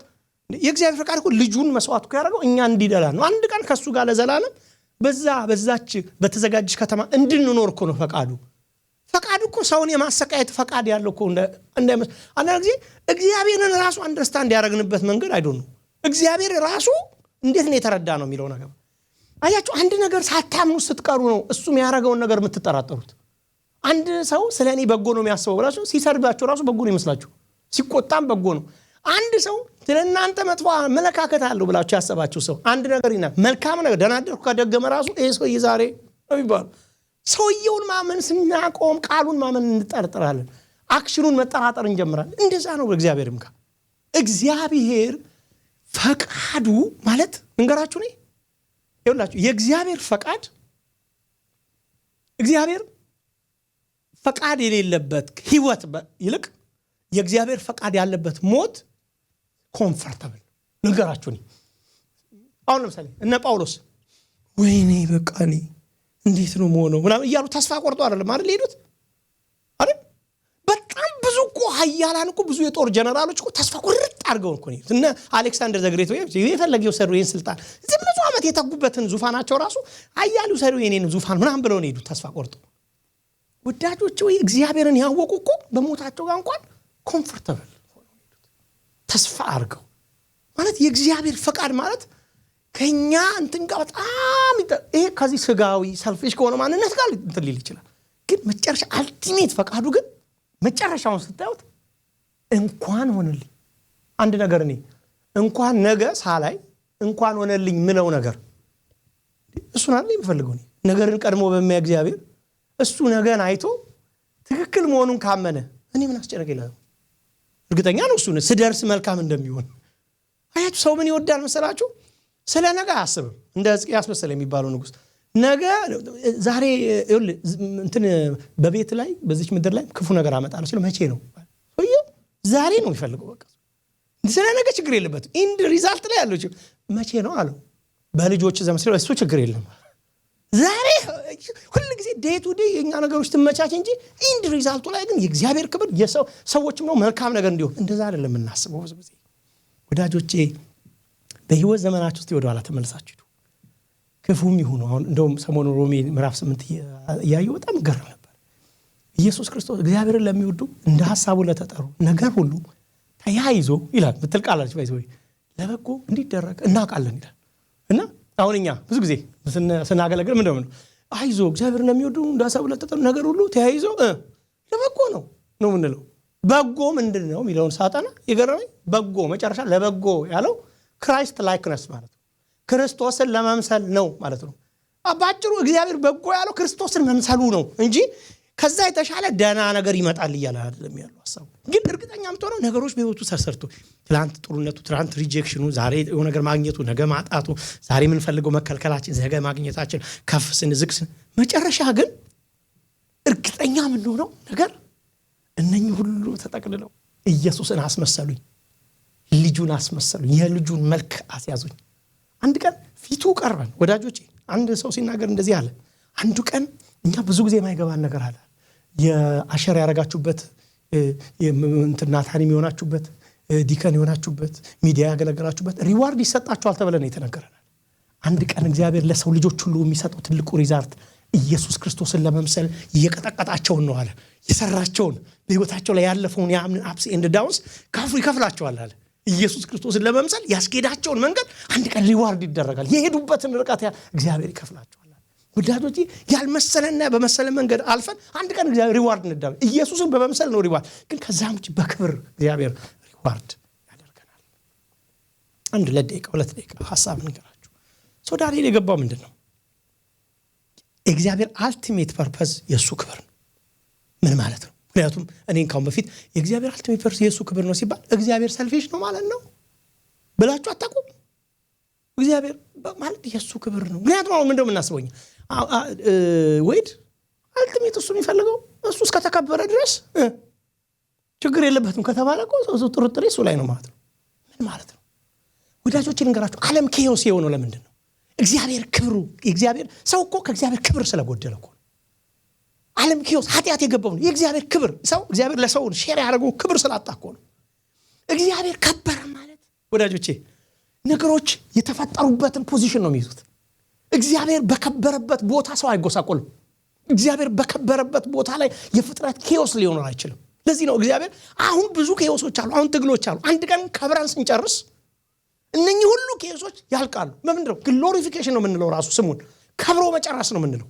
አሁን እየከበርን ነው ተብሎ የሚታሰበው እየከበርን ስለሆነ ከብር ዝቅም የሚልበት አለ ገና ያልተጨረሰ ስራ። አንድ ቀን ከብራን ስንጨርስ ግን ምንም የለም። በቃ ከዛ በኋላ ሐዘን የለም፣ ችግር የለም፣ ረሃብ የለም፣ ሞት የለም፣ ግራ መጋባት የለም፣ ይሄ አእምሮ ኮራፕትድ የሆነ ማይንድ የለም። ከብረን እንጨርሳለን። ሶ ግሎሪፊኬሽን የእግዚአብሔር ፉል መክበር ማለት ሰው የተፈጠረበት ትክክለኛ ኢንቫይሮንመንት ማለት ነው። አሁን እኮ ባልተፈጠርንበት ኢንቫይሮንመንት እየኖርኩ ስለሆነ እኮ የተቸገረው እንዚህ ውስጥ እኮ ልንኖር አልነበረም እግዚአብሔር። አሁን እኮ ይኸውላችሁ ውሃ ውስጥ መኖር ስላልተፈጠረ እኔ አሁን ስትዋኙም ዋናማችሁ እኮ እኔም ብዙ አልችልም ማለት ነው። ይወጡ እዛ ውስጥ አልተፈጠርኩም እኔ ትንሽ ትሄዱና እርግጥግጥ በቃ እንፈራገጥ ከዛ በቃ እዛ ውስጥ ስለሌለ የኔ አየር ስቆይ ይታፈናለሁ። የተፈጠርንበት ዓለም የኃጢአት ዓለም የኛ ፍጥረት ማንነቱ ጅማሬው እሱ ስላልነበረ ያፍነናል። አንዳንድ በጸሎት ተንፈስ ማለት ያስፈልጋል። ለዚህ ነው ተስፋውን እያሰብን እግዚአብሔር እያሰብን ተንፈስ ብለን ካልገባን እኮ ዘንድሮ ያፍናል፣ ተስፋ ቢስ ያደርጋል፣ የመኖርን ዓላማ ያጠፋል፣ ይገላል። ወዳጆቼ ወይ እግዚአብሔር ከበረ የሚለው ከእግዚአብሔር አንፃር ብቻ አንየው። እግዚአብሔር ከበረ ማለት አንዳንድ ጊዜ ከእግዚአብሔር ብቻ ለይህን ምላችሁ ከእግዚአብሔር አንፃር ማየት ስለማንችል ከባድ ስለሆነብን ነው ፍጥረታችን። አሁን አንረዳውም። አልቲሜትሊ የእግዚአብሔር መክበር ማለት እሱ ጌን ነው በቃ ማለት ነው። እግዚአብሔር ሲፈጥረው ከሱ እንዲከበር ነገር ነው ብቻ ብለን የእግዚአብሔር መክበር ነው ትክክለኛ የኛ ስፍራ ፍጥረታችን የሚኖርበት ኢንቫይሮንመንት እሱ ስለሆነ ሰው እግዚአብሔር መክበርን ሲያስብ ይሁላችሁ ታውቃላችሁ። እግዚአብሔር እኮ ክቡርነቱን ብቻውን ይዞ መኖር ይችል ነበር። ሰውን እኮ የፈጠረው ክብሩን ሼር ሊያደርገው ነው። ታውቃላችሁ ክብሩን ሼር የእግዚአብሔርን በጎነቱን ባህሪውን ምኑ ሼር አደረገው መግዛቱን። እግዚአብሔር አንዳንድ ጊዜ ገዢነት ታከፍላላችሁ እንዴ? ባህሪ ታከፍላላችሁ? ጽድቅ ታከፍላላችሁ እንዴ? አካፍሎ ግዛ እኔ ገዛ የለ አለው። አንተም ግዛ። ፍጥረቱን ብቻ ማስተዳደር የሚችል አምላክ አንተም አስተዳደር። እናንተ ሰዎች እግዚአብሔር ለዚህ ነበር ሰውን የሰራው። እዚህ ጋር ላብቃ ምክንያቱም አንዳንዱ እየሰፋ ስለሆነ ኔክስት እንቀጥላለን። ወዳጆቼ እግዚአብሔር ይክበር አሜን። ጌታ በህይወታችን ሰይጣን ዲሲቨር ስለሆነ ሁልጊዜ ምንድነው የሚለን? እግዚአብሔር በቃ አንተ እነዚህ ነገሮች ካልተመቻቹ እነዚህ ነገሮች ካልሆኑ የምትፈልጋቸው በጊዜዎች ሁኔታዎች ካልተገጣጠሙ የዛሬ ምሽት ነገር ካልቀና ምንድነው እኔ ለእኔ ክሎግ መክበር ምንድነው? ለአንተ ተስፋ ምንድነው? የእግዚአብሔር ቃል ምንድነው? አገልግሎት። ሰይጣን ሁልጊዜ ለኢሚዲየት ነገር ቅርብ ነው። ሰውን በፍጥነት ነው የሚያደርገው። የሚገርማችሁ ነገር ሁልጊዜ ሰውን ዲሲቭ የሚያደርገው ዛሬ ላይ ቆሞ ኢየሱስ የራበው ሰዓት መጣና የምትበላውን ከሌለ ምን አሳስብ ዛሬ ከሞት ቃል ኢየሱስ ሰው በእግዚአብሔር አፍ ከሚወጣ ቃል እንጂ በእንጀራ ብቻ አይኖርም። አያችሁ አንዳንድ ጊዜ ጭልም ሲልብን ምን አስቡ መሰላችሁ? ቀኑ ዛሬ ብቻ አይደለም ነገ የሚባል ቀን አለ።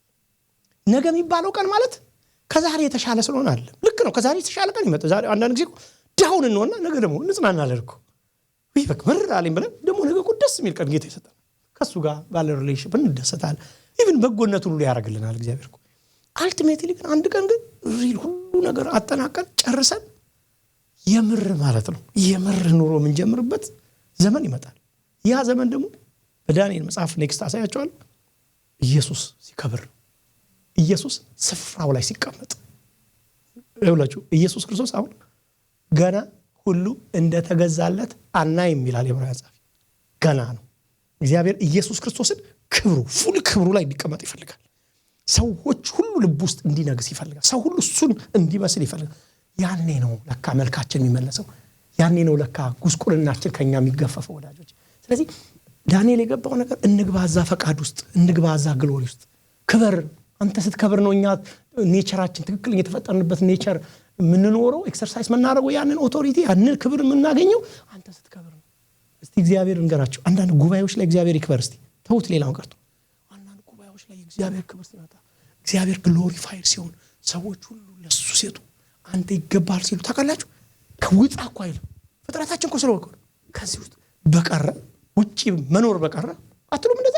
ከአንዳንድ ጸሎቶች ውስጥ መውጣት ጭንቅ አይሆንባችሁ? ለካ ስፍራችን እሱ ለካ አሁን ምንኖረው ዓለም አልነበረም ስፍራችን። ለካ ምንኖረው አሁን ያሉት ውጣ ውረዶች አልነበሩም። ለካኛ እውነተኛ ስፍራዎች ለዚህ አልነበረም። ለካ ሴት ልጅ ስትወልድ አምጣ አልቅሳ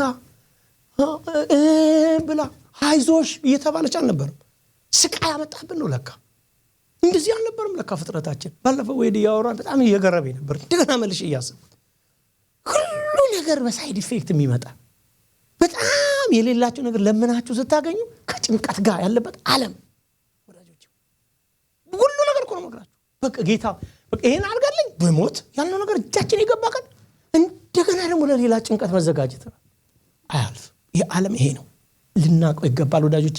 ዓለምን እኔ አንዳንድ ኢትዮጵያ ጠይቋት ነግራችኋል። ዓለም ናት የሚችል ዓለም ናት አለ። በእውነት እንትን ስለሆንኩኝ ዓለም ነግራችሁ ዓለም ናት የሚችል አንዳንድ ጊዜ በጣም ወዳችሁ ድንገት ስትወስድብኝ ስላየው በህይወቴ ውስጥ አንዳንድ ጊዜ ኮንቪኒየንት የመሰሉኝ ነገሮች ድንግ ሼክ ሲያደርጉ ስላየው ውሸታም ዓለም ነች። በእግዚአብሔር ላይ ካለን ዲፔንደንሲ ውጪ እግዚአብሔር ላይ ካለን ተስፋ ውጪ ሌሎቹ ነገሮች ላይ በጣም ይኛል ተኝተን የምንኖርበት አይደለም። ግን እንደገና ልንከራችሁ ወዳጆቼ እግዚአብሔር በህይወታችን ይክበር አሜን። እግዚአብሔር የመጨረሻ ግሎሪፋይድ ቤታችን ውስጥ ትዳራችን ውስጥ ህይወታችን ውስጥ ኑሯችን ውስጥ አገልግሎታችን ውስጥ ሜክ ሹር ምን ነዳበት መኪና ውስጥ አይሆን እግዚአብሔር ይክበር። ግሎሪፋይድ የሆነ አምላክ ገባችሁ? ኃጢአት ኤክሰርሳይዝ የሚደረግበት አይደለም። እግዚአብሔር ባይታወር የሚሆንበት ቤት አይደለም። እዚህ ቤት የለውም እኮ እኔ እዚህ ቤት አልተከበርኩም። ሰው አባወራ እንኳን እንደዛ ይላል እኮ እዚህ ቤት አልከበርም የሚሉ ሰዎች እግዚአብሔር ወዳጆቼ የሁሉ ራስ እዚህ ቤት እኮ ክብር አይሰጠኝም የሚል እግዚአብሔር ቸርች ውስጥ እግዚአብሔር ቤተክርስቲያን ውስጥ ህዝብ የተሰበሰበበት ቦታ ላይ እኔ የለውም። እኔ አላወራም እዚህ ቤት አፍ የለኝም። እዚህ ቤት የምናገርበት የለኝም። አንድ ጊዜ የሆነ ጉባኤ ላይ ጉባኤው እንጫጫላ ከዛ አንድ ሰው የሆነች ሰው ከውጪ ይቆማል አያለው አለ መስኮት ጋር ቆሞ ምንድነው እላለሁ ድግና ይወጣና በዛ በኩል ይመጣል በራእይ ነው ማየው። ከዛ ምንድነው ብዬስል እግዚአብሔር እናንተ ተጫዋላችሁ እኔ ውጪ ነኝ አለኝ መስኮት እናንተ ጀስት የራሳችሁን ጩኸት ነው የምትጮሁት እኔ ግን ውጪ ዞራለሁ መግቢያ ፈልጋለሁ ይላል። ወዳጆቼ በቃ አለቀስኩ አልገና ነገር አለቀስኩ።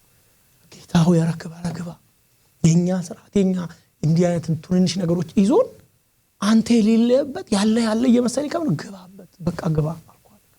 እግዚአብሔር ይክበር። ወዳጆች ቆመን እንጸልይ እስቲ። ይቅርታ 6 ደቂቃ ሳልፍ ያለው